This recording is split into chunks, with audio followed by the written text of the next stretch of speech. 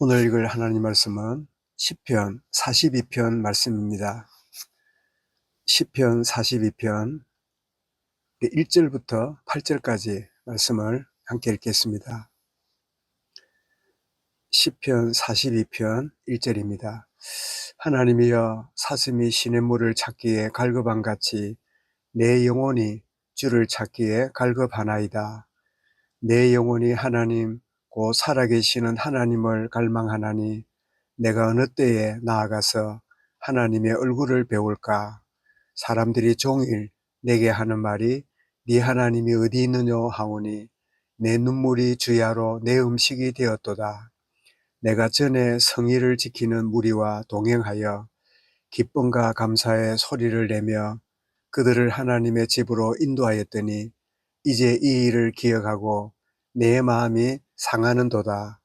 내 영혼아, 네가 어찌하여 낙심하며 어찌하여 내 속에서 불안해하는가? 너는 하나님께 소망을 두라. 그가 나타나 도우심으로 말미암아 내가 여전히 찬송하리로다. 내 하나님이여, 내 영혼이 내 속에서 낙심되므로 내가 요단 땅과 헤르몬과 미살산에서 주를 기억하나이다.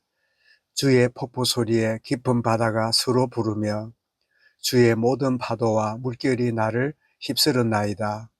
낮에는 여호와께서 그의 인자하심을 베푸시고 밤에는 그의 찬송이 내게 있어 생명의 하나님께 기도하리로다.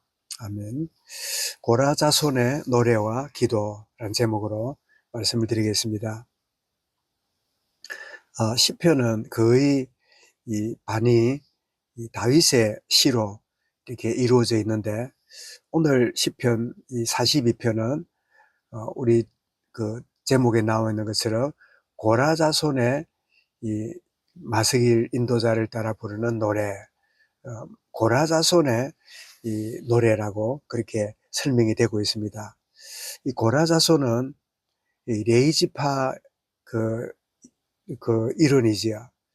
그런데 이 고라라 하면 우리는 기억합니다. 광야에서 이 모세와 아론을 그 지도력에 반발하다가 참 큰 징계를 받는 그런 역할을 했던 사람이 고라인데, 그런데 오늘 본문에 보니까 그런 이 고라의 허물과 상관없이 그 자손들이 그 레이지파로서 성전에서 찬양을 담당하고 성전 문지기 직분을 잘 감당했던 그런 것을 보면서 윗대가 문제가 와도 그 아래 그 후대가 참 하나님의 은혜 가운데 세워지고 쓰임받고 있는 것을 보게 됩니다. 그래서 위에가 잘해야 아래가 잘한다는 말은 맞는 말이면서도 일종의 세상적인 논리지, 아무리 윗대가 참 이상해도 하나님의 은혜에 임하면 그 후대가 온전히 하나님께 쓰임받을 수 있다 하는 것을 이 고라 자손이 하나님을 찬양하는 이걸 보면서도 우리가 기억할 수 있지요. 그런데 이 고라 자손이 지금 자신의 영적 상태를 고백하는데 뭐라고 고백합니까? 1절에 보니까 하나님이여, 사슴이 시냇물을 찾기에 갈급함같이 내 영혼이 주를 찾기에 갈급합니다. 내 영혼이 주를 찾기에 갈급합니다. 그러면서 2절에 내가서 내 영혼이 하나님 곧 살아계시는 하나님을 갈망하나니, 이 갈급을 갈망이라고 고백합니다. 내가 어느 때에 나아가서 하나님의 얼굴을 배울까? 상황이 굉장히 곤란한 그런 상태에 있음을 보게 되는데, 아마 몇 가지 우리가 짐작할 수 있는 것 중에 하나는 이 애굽에 참 종살이하고 참 고난을 당하고 노예살이하던 그런 어떤 상황을 우리가 염두에 둔 고백이지 않겠는가 여겨지는데, 이 곤란한 상황을 겪고 어려움을 겪을 때 내 영혼이 주를 찾기에 갈급합니다. 우리는 어려움이 찾아오고 고난이 찾아오면 둘 중 하나를 선택합니다. 하나님이 나를 돕지 않는구나, 하나님도 소용없구나 하면서 낙심으로 가거나, 아니면 더욱 하나님을 찾고 갈급해하고 갈망하는 그런 그 결과가 보게 되는데, 이것이 영의 사람, 하나님의 사람의 특징이지요. 그런데 내가 하나님을 찾고 하나님을 온전히 바라보는데 내 주변 사람들이 어려움을 겪게 만들고 또 나를 곤란하게 하게 만드는 사람들이 조롱하는, 네가 아무리 하나님을 찾고 하나님을 바라봐도 무슨 소용이 있느냐. 그래서 3절에서 그래, 사람들이 종일 내게 하는 말이 네 하나님이 어디 있느냐 하오니 내 눈물이 주야로 내 음식이 되었도다. 참 사람들의 조롱을 듣고 어려움을 겪는 이런 가운데 있는, 자, 이런 중에 이 고라자손은 이런 중심으로 하나님께 노래하고 기도합니다. 우리가 또 붙잡아야 될 중요한 메시지이기도 하죠.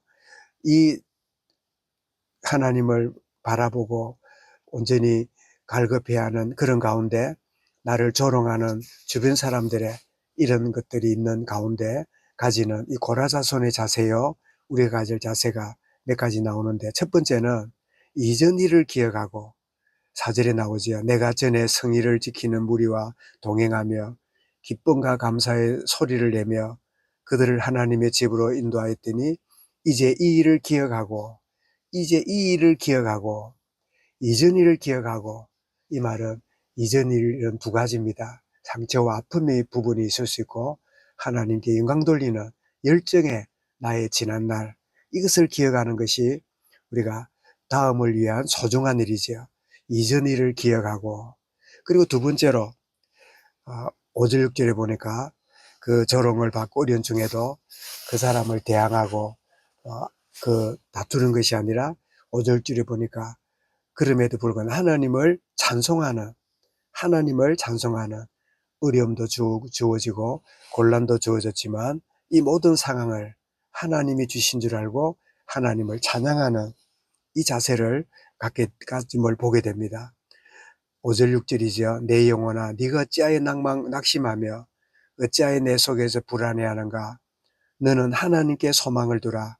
그가 나타나 도우심을 말미암아 내가 여전히 찬송하리로다. 여전히 찬송하리로다. 상황과 여건이 어렵고 곤란한 일이 계속되어도, 사망의 음침한 골짜기에 그하는 일이 벌어질지라도 여전히 하나님을 찬송하겠습니다. 그럼 6절에 내 하나님이여 내 영혼이 내 속에서 낙심되므로 내가 요단 땅과 헤르몬과 미살산에서 주를 기억하는, 여기도 기억합니다.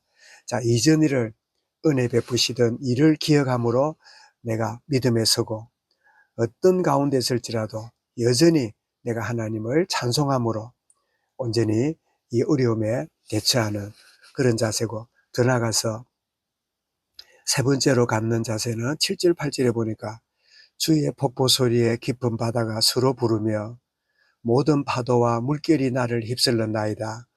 낮에는 여호와께서 그의 인자하심을 베푸시고 밤에는 그의 찬송이 내게 있어 생명의 하나님께 기도하리로다. 모든 자연 환경, 모든 여건, 모든 상황을 통해서 하나님이 베푸시는 은혜를 깨닫고 내가 하나님께 기도합니다. 원망하고 불평하고 갈등하고 헛된 시간 보내지 않고, 그럼에도 불구하고 여전히 하나님을 참 의지하고 하나님을 찬송하고 하나님께 기도합니다. 그래서 우리는 참 결론적으로 참된 신앙은 어떤 조건을든지 그 조건을 뛰어넘는, 참된 신앙이라면 어떤 조건도 뛰어넘게 되는, 이 말은 내가 넘는 게 아니라 하나님이 넘도록 만드신다는 뜻이지요. 우리는 참된 신앙은 이런 고백을 하지요. 뭐뭐 때문에 감사한다.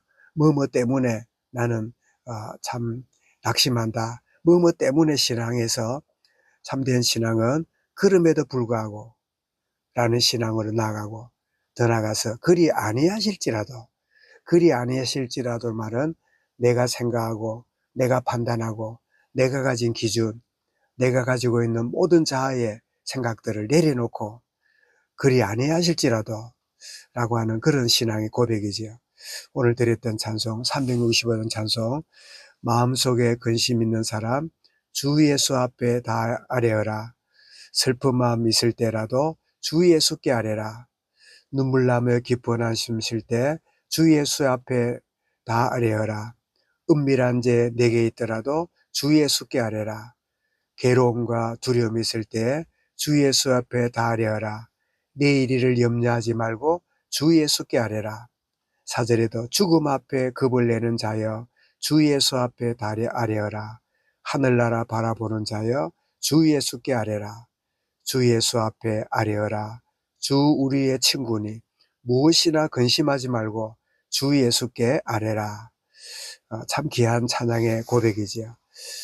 고라자손이 어떤 어려움과 곤란과 환경이 곤란할지라도 하나님 주신 은혜를 기억하고 하나님을 여전히 찬송하고 모든 자연과 환경 속에서도 하나님을 바라보고 여전히 기도하는 참된 신앙의 이 중심을 가지고 뭐뭐 때문에가 아니라 그럼에도 불구하고 그리 아니하실지라도 모든 환경을 넘는 참된 이 신앙의 축복이 나의 의지와 나의 자아가 아니라 내 속에 계시는 하나님의 성령이 주의 영이 나를 이끌어 가시는 영의 지배받는 그런 하나님의 사람으로 오늘 하루도 인도받도록 주의 은혜로 함께 하시고 역사하여 주옵소서.